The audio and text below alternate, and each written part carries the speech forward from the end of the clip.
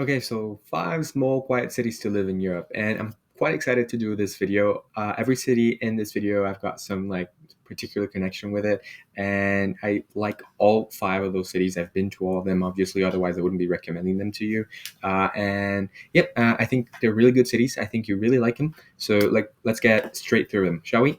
So the first city I have to talk to you about is Pescara in Italy.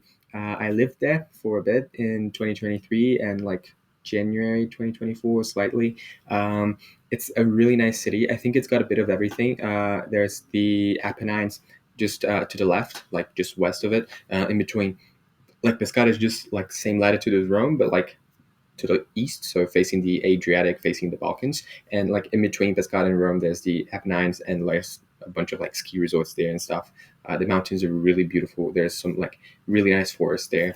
Pescara has a really nice beach as well, which like if you go north from Italy, especially on the west side, there's going to be like a lot of like stiff hills that end on the beach, or beaches with like a very small kind of like beach line, or that are rocks instead of sand. And Pescara isn't like that. Pescara is like a proper sandy beach that's like fairly long, like not too long, but like it stretches quite a bit. And the city is right next to the beach, like it's literally just facing the ocean. The beach is nice. The ocean's pretty calm, obviously, as it would be in Italy because it's in the middle of the Mediterranean. But it's a nice city. It's not very Italian in the sense of like it's not very old because it was bombed the hell out of in World War II. So it's pretty new, and that's also kind of good. It's good and bad, obviously. But like if you want to live in Italy, but you want something that's a little more modern, Pescara might be it for you, honestly. It's right in the middle of Italy, so you go down, you got like Puglia and Calabria and Campania and all that, and you go north, and there's like everything in north of Italy. So it's like right in the middle. It's like 2 hours from Rome, like if you're driving. If you're taking the bus or the train, it might be even less. So it's pretty sweet, pretty close. And there's a local airport as well in Pescara that you can easily fly to Milan, to especially Milan, I think, but other cities in Italy too, and a couple international destinations once in a while. I don't think it goes all year round, but there's options, let's say. And so it's really affordable, especially for Western European standards, and even for Italian standards. I would say like it's fairly affordable. You could find like a nice place. You could probably live comfortably in Pescara on like if you're solo, if you're single, living on €1,000 a month, something like that. So really not too expensive. And obviously, if you want to go fancy, you could spend more. But like I said, you're in Italy. Travel is cheap. Flights are cheap. Trains are cheap. You're by the beach, you're near the mountains, you can ski. You can't surf, but you can go to the beach, probably in the same day. Temperature is overall nice. So it's a city that I just really, really like. And I think it's like a really good value for your money. The second city that I'm going to talk about is a city that I also lived in, and I actually lived there for much longer than I lived in Pescara. And it's Lancaster in England. So it's northwest England, close to Manchester. Obviously, since it's close to Manchester, close to Liverpool, there's like good airports nearby. So if you need to fly anywhere into the continent, really, you can like take a train down to Manchester. It's not going to take long at all, and then you'll be able to like take a flight to, I want to say, most of Europe. Like it's a pretty decent airport. I lived there a while back. Like I lived there in 2011, 2012. But what I can say is, even though the weather is really bad, it gives a really nice English vibe. There's a lot of history. The War of the Roses that inspired Game of Thrones, like it was between like Lancaster and York, and Lancaster actually won. And so there's a lot of history there. The castle is really nice. The castle was kind of used as a prison, and then now it's, I don't exactly know what it's used for, but there's like some plays that happen there. The houses are all like in this very cute British style, let's say, like a lot of the red brick kind of houses, like, kind of like you see in New England as well, in the US. Obviously, it's a very traditional English type of construction, let's call it that. There's a lot of those in Australia as well. It's just a nice city, not too expensive for like UK levels. Obviously, it's going to be more expensive than the previous city, like Pescara in Italy, because Italy overall is much cheaper than the UK.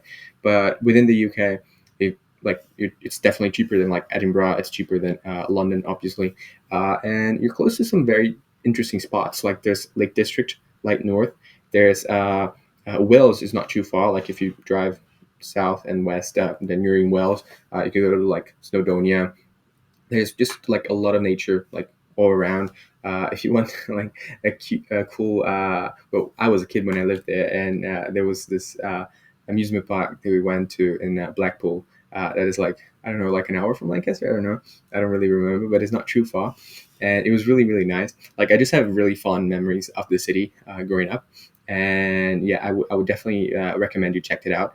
Obviously, it's not in the EU, so it might be a little bit harder to move to, but it's a city I would consider. It's like quiet, nice, not too chaotic. In the middle of the UK, you can go north, you can go south, closer to the airport. Uh, it is technically by the beach, by the ocean. Like you can go to Morecambe, which is right next, and go to the beach. But it's like it's below average, even for English beaches. But so I don't know if I would recommend it. But you do with that what you want. Okay, so the third city I'm going to talk about, I was there for like, I haven't lived there, but I was there a few times. I was there in because I have family there. So I was there in 2010, in 2011, in 2023 for Christmas, and then twice in 2024. So I've been there a few times, both as a kid and as an adult. And it's Freiburg in Switzerland, and it's honestly like a really nice city. Obviously, Switzerland is known for having, well, lots of cute little cities, cute little towns. It's supposed to be like the perfect country and all that. I really like Freiburg because it's in between like the German and the French speaking line. So that's like it's a bilingual canton and all that. Obviously, the city's more on the French side, so you're gonna mostly hear French, but you're amidst the mix of the Swiss German and the Swiss French culture. And so I think it's very interesting. If you go east, you can go to Bern, you can go to like Lucerne, you can go to Basel, and it's kind of in the middle of Switzerland. It's a little obviously west, it's a little closer to the French side, but you're like an hour and a half away from Geneva by train, and an hour and a half away from Zurich. So like you can even pick your airport really. Like you take a train, the train's efficient. In an hour, you're in an airport and you can fly it pretty much wherever. Obviously, Switzerland is notoriously known for being in a good location as well in Europe. So you can either pick up a train or a car and go to Germany for a weekend, or go to France, or go to Austria, or go to Italy. Obviously, France and Germany would be a bit easier if you're in Freiburg than Italy and Austria, but everything's a possibility really. Salaries are obviously amazing. Maybe not for Swiss like levels, but like definitely for any other level. Like if you're abroad and you move to Switzerland, you're probably going to be making more if you're working in the same position that you were working abroad. It's not that big of a city, so it's like, I don't know, like 60,000 people, I think. So like it's not that small for Switzerland. It's the third biggest French-speaking city in Switzerland after Geneva and Lausanne. And so it's all right. It still has something going for it. There's like a college there, so like there's some students. But like I said, if you click the video, you probably want something that's a little more quiet. Switzerland is definitely a little more quiet. Uh, I recommend you speak French. And also, Swiss people are known for being like very distant or cold. But every time I've been to Freiburg or to the French speaking part of Switzerland specifically, they've been lovely. Like they've been very polite, very kind, and not just polite in a cold way, but in a warm way. When I went out and I talked to people, when I spoke my broken French, which I mean I speak good French, I think, but still it's very noticeable that I am not a fluent or a native French speaker, and they're all very nice to me. So I have fond memories there as well. So it's definitely a city I could recommend. Okay, the fourth city on this list is, first of all, the one city I have been only once. So the other cities I've been to like multiple times or I've lived in. And this city, it's in Bosnia, and I've only been there once. And it's such a lovely city. Like it's the second biggest city in Bosnia. It's Mostar. And it's supposed to be like there's like a divide between like Bosnia and Herzegovina, and it's supposed to be like the other side of Bosnia, let's say, with Sarajevo on one side and Mostar on the other side. I could have put Sarajevo here as well because Sarajevo is like one of the smallest capital cities in Europe. It's not big. I mean, Bosnia itself is not that big, and Sarajevo is really nice as well. And I was thinking about it, but then I remembered Mostar, and I was like, okay, Mostar is just so much nicer. Like if you're looking for like a nice, cute, beautiful city to live in, it like that's where you gotta go, man. And I like it's some pretty good spots in terms of like money as well, because well, you're a couple hours from the ocean, There's a lot of mountains in Bosnia. It hosted the Winter Olympics a while back in the 90s, so like it's definitely like a good place to be. Was it in the 90s or the 80s? I'm not sure, but like a while back. So like there's like proper ski resorts and all that. So like you can go skiing, you can go to the ocean. Again, not surf, but you can go to the ocean. Dubrovnik in Croatia is not too far. Bosnia itself barely has any coastline, but still, yeah, Croatia kind of prevents it from having a coastline. But still, yeah, you could go to Croatia for a day trip like easily, or for a weekend, for example. And the city's like, first of all, it's gorgeous. I should be putting some images of the cities around the video, so you're probably going to be seeing it. But like, it's so gorgeous. It's like very medieval, and it's got like a very Mediterranean vibe, but it's very unique in my opinion. The bridge is gorgeous, and it's very inexpensive. I think I was like, I went to one of the restaurants like very close to like the river, like in an area that's supposed to be really expensive, and I bought like a burger, and the burger was like €5. Like, so, yeah, pretty cheap, pretty cheap. Definitely out of the cities I've talked about so far, Mostar would be the cheapest one because well, Bosnia is known to be like one of the cheaper countries in Europe. So I would definitely consider living in Mostar. You would need some sort of visa, I think. You can just stay in Bosnia, but normally with like less developed countries, it's easy to move to. If you have a Bosnian passport for some reason, or a Serbian passport for some reason, I think you can just move. But other than that, yeah, you'd probably need a visa or something. But yeah, it's a lovely city. I would definitely recommend it. So the last city I'm going to talk about is the only capital city in Europe that is actually on this list, and it's Tallinn in Estonia.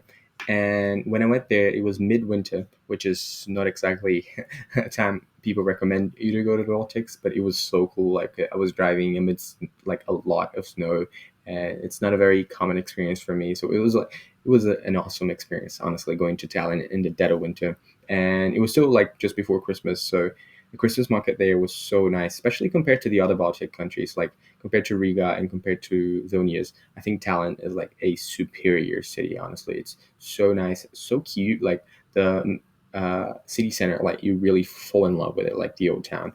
And there's a castle right next, and obviously there's going to be a lot of snow in the winter. So it's like if you like snow, like every year you go to Tallinn, you're gonna get snow every year. Like I think there's no problem with that. And even though it's not as developed, obviously, as Switzerland, and wages might not even be yet on par with like Italy or the UK, it's getting there. Like it's a country that's developing fast, and if you're into like startups and into like business and like more of like a libertarian kind of vibe, Estonia is definitely the country for you. Also, I had some of the nicest experiences with locals in Tallinn, in Bosnia also, but like in Estonia, people were so kind to me. Like I was only there for a couple of days, and the amount of positive interactions with locals that I had was like crazy. So I would consider living there. I'm not that big into like Kremlin code, and like that's something that might turn me off. But other than that, it's definitely a city I would consider it like moving to or visiting multiple times again. Yeah, it's just an amazing, amazing city.